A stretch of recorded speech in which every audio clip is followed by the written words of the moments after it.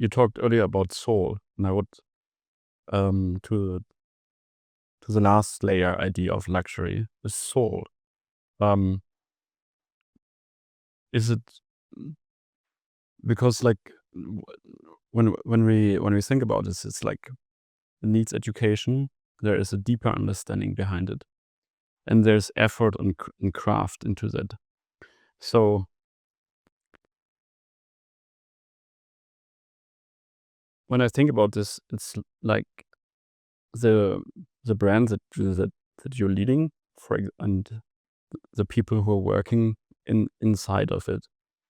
Um, it's a whole brand philosophy that follows the guideline. And in the end, by directing this, um, uh, I would say like as long as you care, or like we as or for example also of leaders of luxury brand, um, as long as we care, it's kind of like our self-proof made public every time. For example, you choose to, on the one hand, bring in new ideas, new patterns of things you observe, you perceive into a world of Michel Parmigiani, for example. Um, you honor these principles, you honor um, the history, you honor your expertise. Um, and you're proving by doing that you are not someone who abandons heritage for trend. So it's like the artist work kind of like it comes through it and as a collective, but it only can happen if you care and live by your own uh, principles. So the objects created as a brand are your proof to yourself.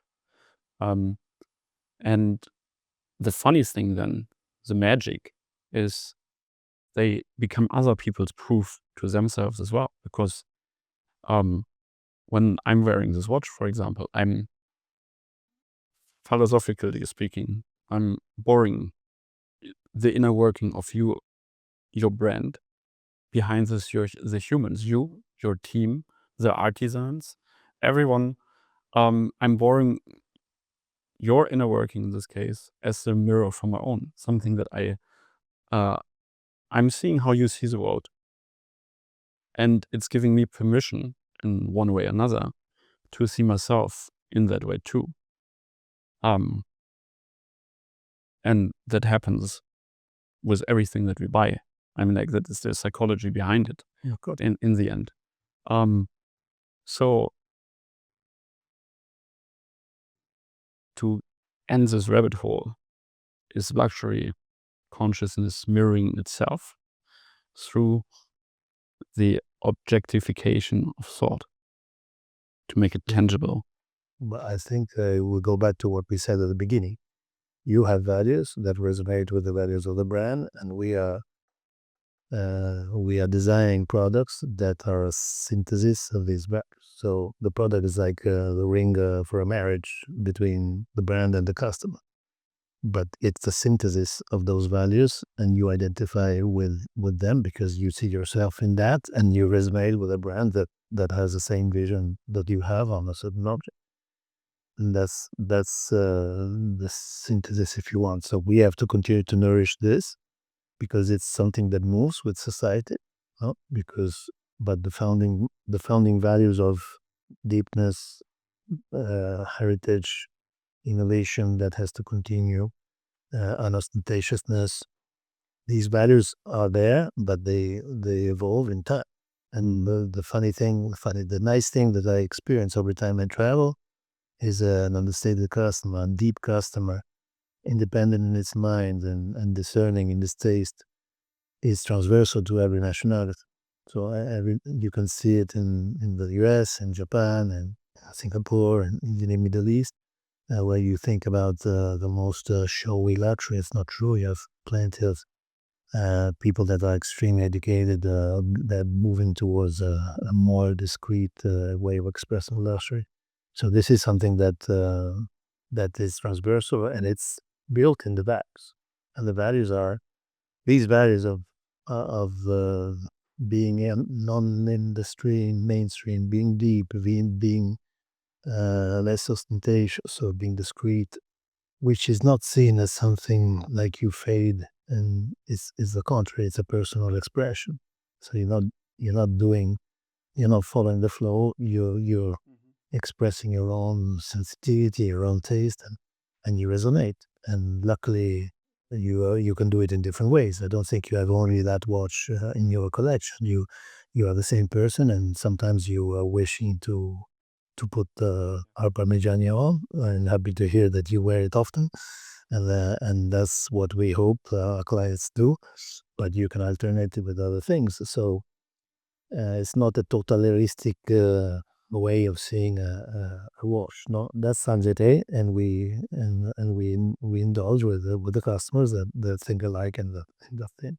But there's always a driver in which the being interesting. So often our customers tell us, I often wear the Parmigiani at watch gatherings because everybody ends up speaking about my watch. And I say, oh, well, that's a good idea because discussions around watches are how much time you have to wait, what do you have to buy first, so where did you get it? And then you look at this watch and say, oh, but how is that dial made?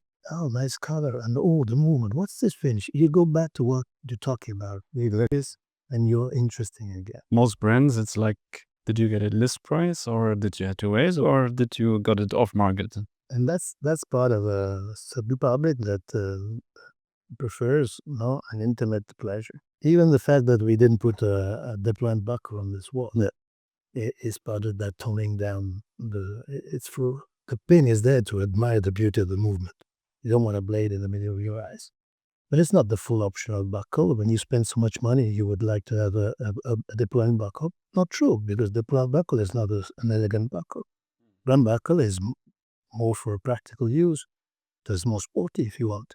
The pin buckle is the maximum elegance. You would never wear a deployment on a tuxedo, for instance, no? Because you have to go back to that classic elegance that the pin buckle gives you. And on top, it allows you to admire the work on the movement, which is part of the experience also. That's the beauty of having luxury, which is a balance for the experience that you're willing to go for. And this is very Michel. I mean, Michel is a purist. He is somebody who, and we worship his purism because the brand carries his name, and we have to maintain this beauty and this purity of idea that starts from him. And I always say that we have a great chance to have him around. It's like having grandfather next to you that comes in. He just lives next door. He's 15, 20 meters from here. He pops in every now and then. How are you doing? He's not operational anymore, but he shares his passion. He shares his values. You chat with him about watches. You understand him by talking to him. And this allows us to convey his persona on his product. Yeah. No, I absolutely love that. On the other hand, I like I think like if we can experience like the difference between hype and not hype, for example, I mean, like in the end, and there are people who buy into that and people who don't. In the end, also, it's like part of the human experience. So like it's not a bug, or like it's like one has to exist so the other can thrive. For example, there has to be night and there has to be day as well. One in one way cannot live without the other, and that's a paradox actually here.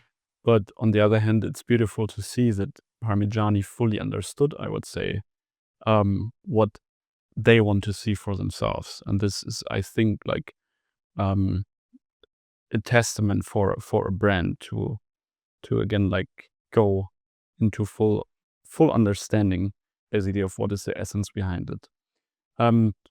If is there anything like what or any luxury object that represents your transformation? Like, is there anything that you ever bought and like you had like the feeling that kind of like gave me permission to do something more, like to reveal something of myself? Is there like something like, was there ever something, or is there a gap there, and maybe Parmigiani is your proof to yourself through your work. My work, I'm moved by feeling relevant in what I do, and also what moves me is to be proud that at my passage I know what I left. And this is something that makes mm, me have peace with myself, because that means that my work was useful to someone, a brand first of all, and the customer of the brand. So that's probably what moves you the most. And it would be terrible to have worked for 5, 10 years in a brand and look back and nothing stays. No, so I think this is what moves me the most professionally, and it's the outcome of what we talked today. I mean, you work for that, and if it's still there even after you left, what you give for free is your work to your successor. Well, so and you inherited for free the work of somebody else when you join a brand or a job, and you leave for free when you leave. And I'm proud to say that how I need a brand is in a better condition than when I found it, I like that.